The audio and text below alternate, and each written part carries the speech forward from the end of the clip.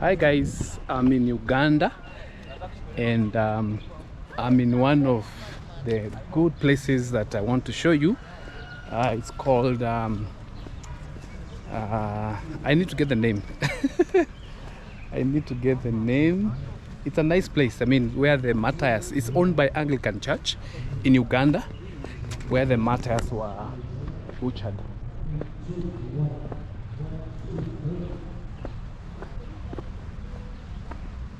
It's a nice place in Uganda.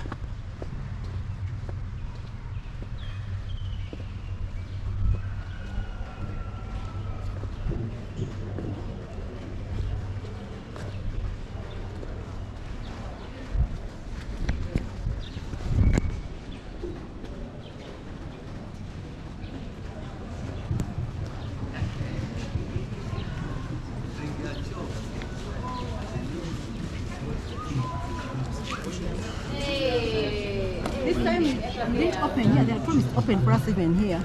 So where are you open? Test 3, 2, 1. 3, 2, 1. Mic testing.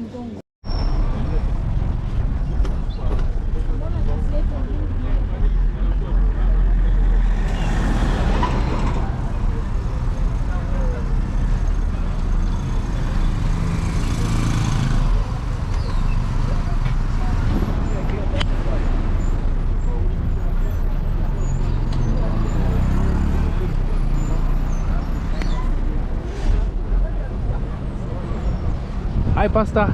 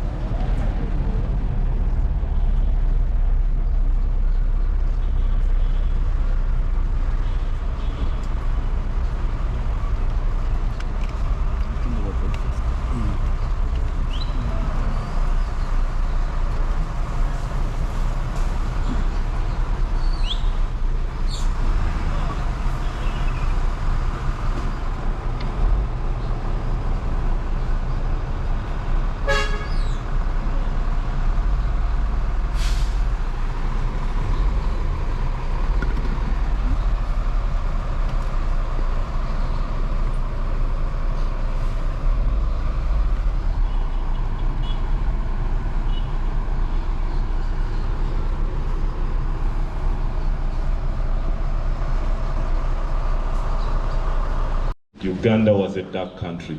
And what I mean by that Christianity was not into this place. People had a certain way of belief where they used to worship idols, worship small gods, worship individuals like the kings at that time. And that is the African traditional belief at that point, where people created their gods. Each problem they encountered, there was a small god to handle all that. So you found there's a god of rain, a god of healing, god of protection. You know, every problem that is a king, and that's all they knew. However, there were about 70 of those small gods they created of worship. Now you can imagine at that point, when Christianity was not into Uganda, or even any other religions that are not embraced in this country.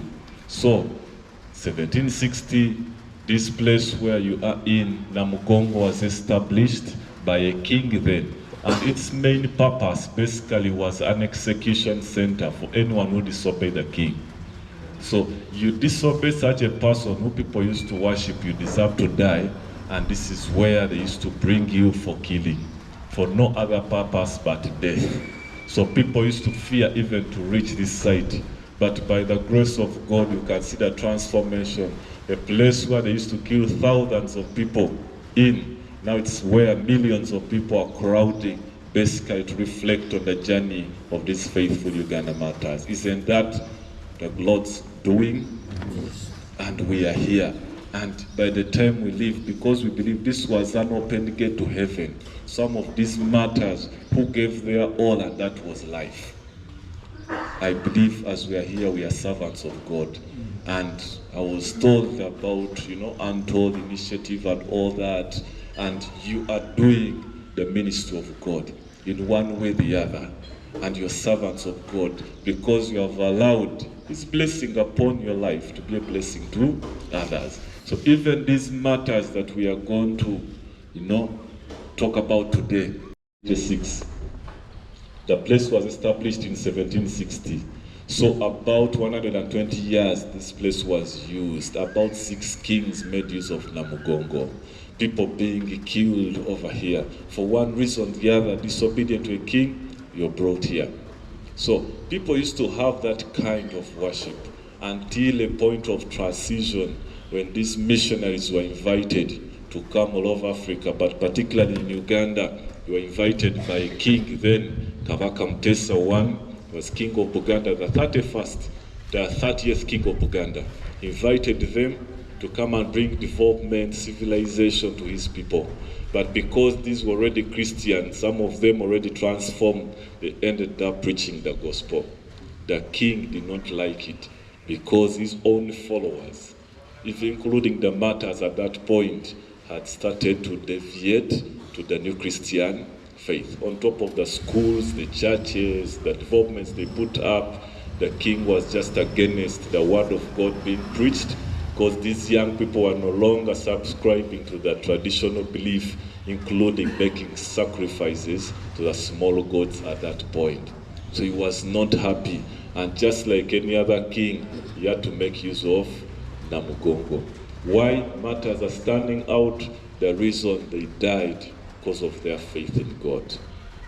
But other people that disobeyed the king one way or the other were also killed here. So we don't even have a count of how many people were killed in this place before the death of the Uganda martyrs.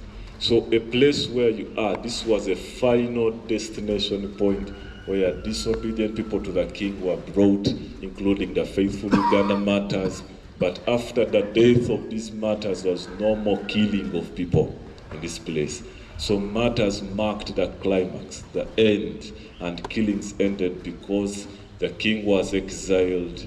The British, exiled him to Seychelles Island, and then this place became safe because even the killer had to leave this place and transform to Christianity. So killings ended. So as you are here, you are in a safe place. No one is going to kill you. The story is a sad story. You may be wondering, killings in Namugongo, shall we be safe? You will reach and leave this place safely because now it is a Christian site and very many people travel. Even in Kenya, people live, towards 3rd June, people walk. They leave Kenya, they leave Tanzania, even the longer distances of Uganda, they basically travel and walk on foot to move the footsteps of the Uganda martyrs. They want to feel the pain.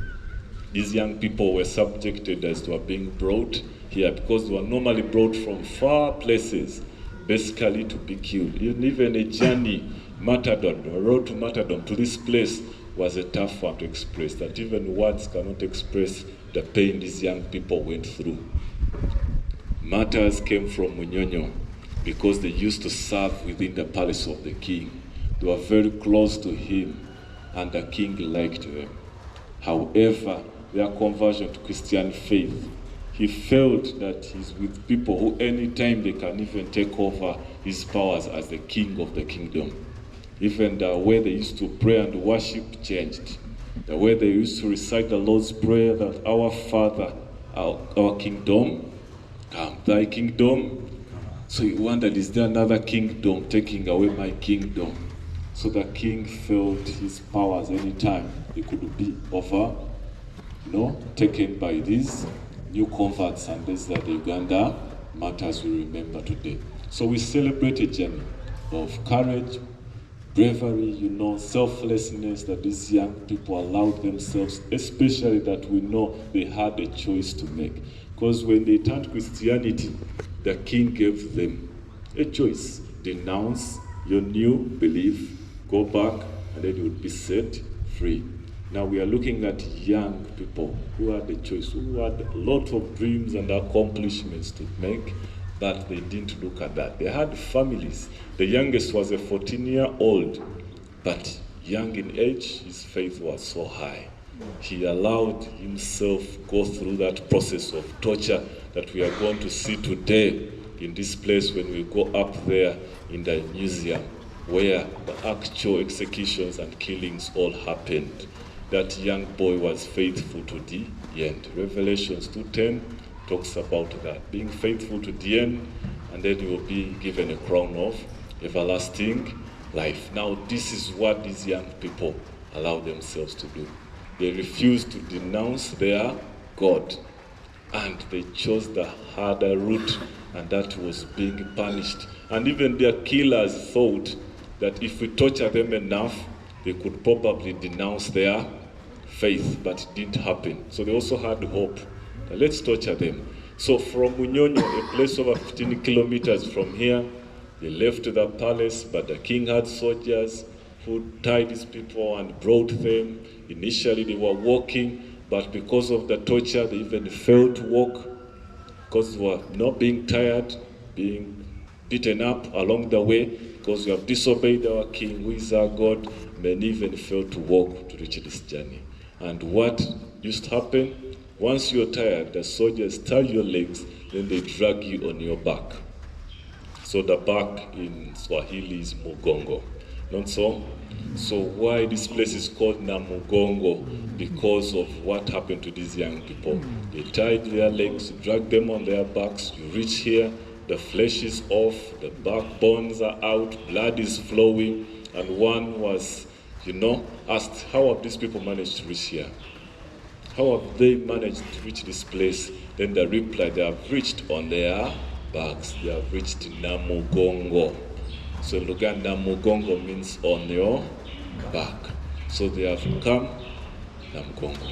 So even you here today, you have reached Namugongo. You can clap for yourself.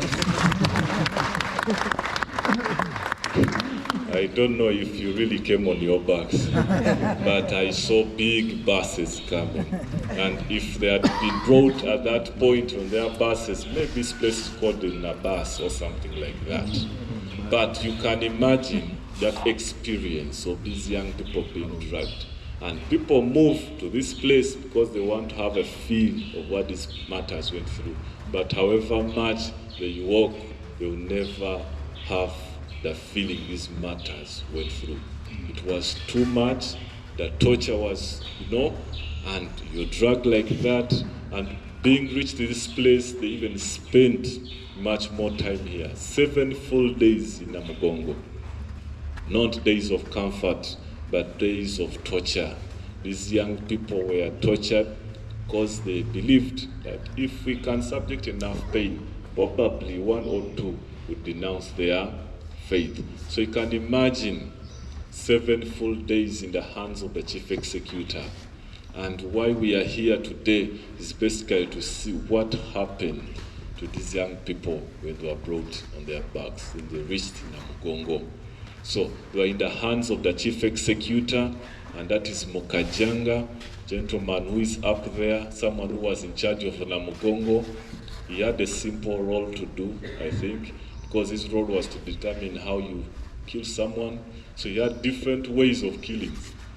He killed very many people, but when he set his eyes on these young people, he looked at them, and one of them was related to him, was calling him uncle.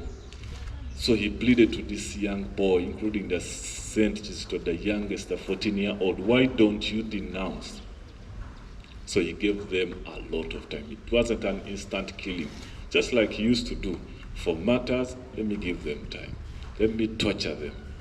But including that nephew to the chief executor, they failed to denounce, and he had no option but to kill his own blood. So that's how loyal he was to the king. And that's a person you're going to meet today. But he's a good man. Worry not. When you reach there, say hello to Mukajanga. If he's happy, he'll reply.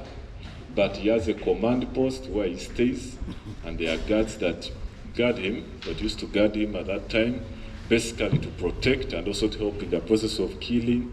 And he had, a place where they used to sharpen the killing tools, the pangas, the knives, the spears, basically to make themselves ready for the killing.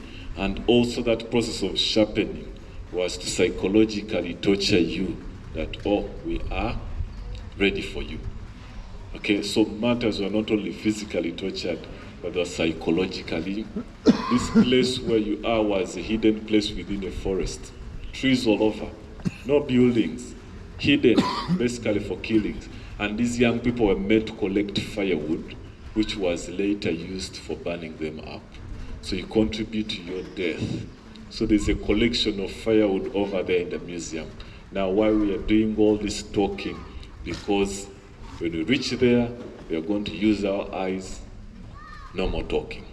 So what I'll do when I reach there, I'll just shut up and I'll allow you to have, keenly see the details of what happened to these young people. And we reflect upon the journey of the martyrs. And then individually within our hearts, we see these young people who gave their all, yet Christianity had just come into Uganda. They had just got to know the word, but they went an extra mile. People even reached a point of being burned, set on fire. So we are going to see the prison, the cage where they were tied, and then there's a big, huge tree there called the torture tree. And you look at it, just know that is the exact tree these young people were tied and chopped into pieces. They remove your hands. Those who are tall, they remove their legs, they pierce them in the backs. These young people are castrated. And what used to happen, they get few people from the prison cage, they put them on the torture tree, they torture these young people on the tree as you, your friends, are witnessing in the cage. And they say, if you don't denounce, this is what you're going to go through. But then, these young people in the cage couldn't wait to be where their friends are.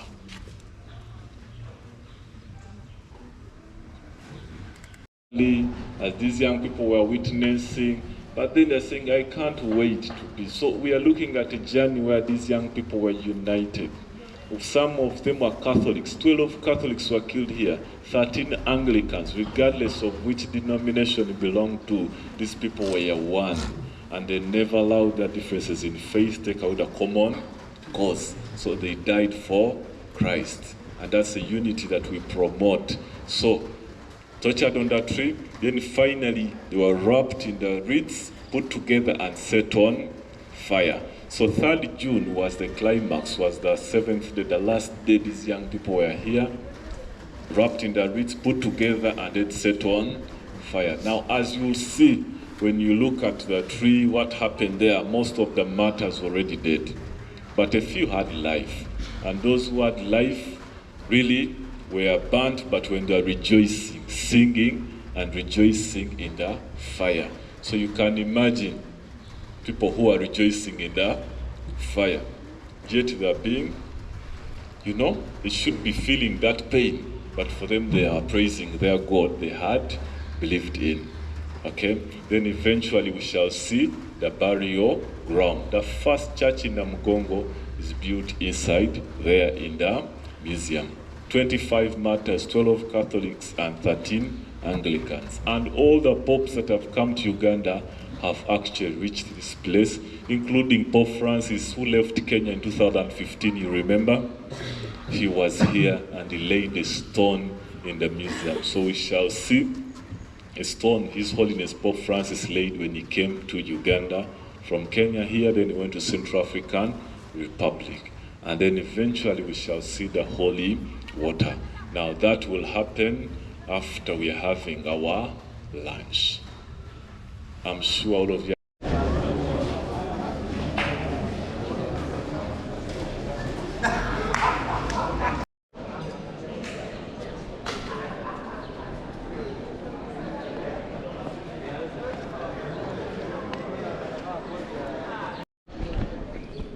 So guys, I'm showing you Namugongo.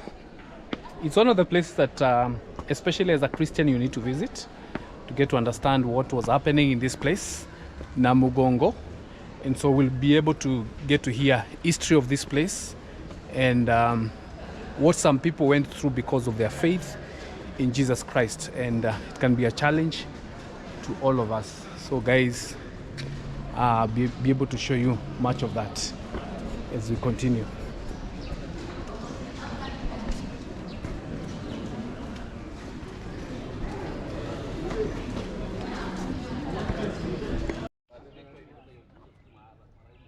So this is the church which is also built in Namugongo, and when you come here you also get an opportunity to worship, and so we'll be getting in just to show you around so that you can be able to see some of the historical facts that are inside there. And but the best thing is for you to visit. If you get time to come to Uganda, please make sure you come and visit and see this wonderful place. And like you've heard from the history being narrated by one of the leaders here, it is one of the best places that you can be able to come and just remind yourself of what basically happened. So this is the church. It's a bit dark, but no worries. You'll be able to I'll be able to show you a few things here and there. So keep on following me, keep on watching these videos. I have a lot of content from Uganda, so stay tuned for more and more, and kindly share this video and subscribe so that we can be able to move together as a team, and you'll be able to experience a lot. This is Namugongo for you, and let's continue enjoying the rest of the video. So he grew up ruling the big kingdom, gave birth to a son, and this son became the first president of Uganda. During his regime, Uganda was under colonization by the British. So even during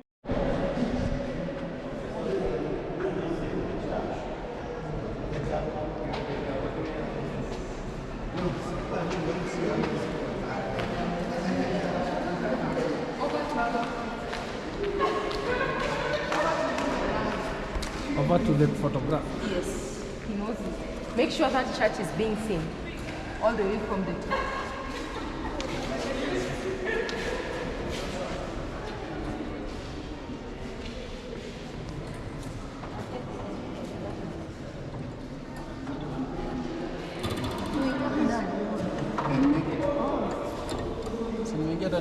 Hi. Hello? Unaona nikiwa?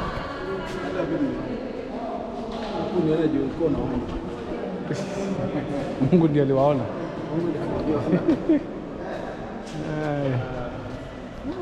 This was the first church. This is the first church, a very nice church. Very nice. Wow. This was hardest in their lives.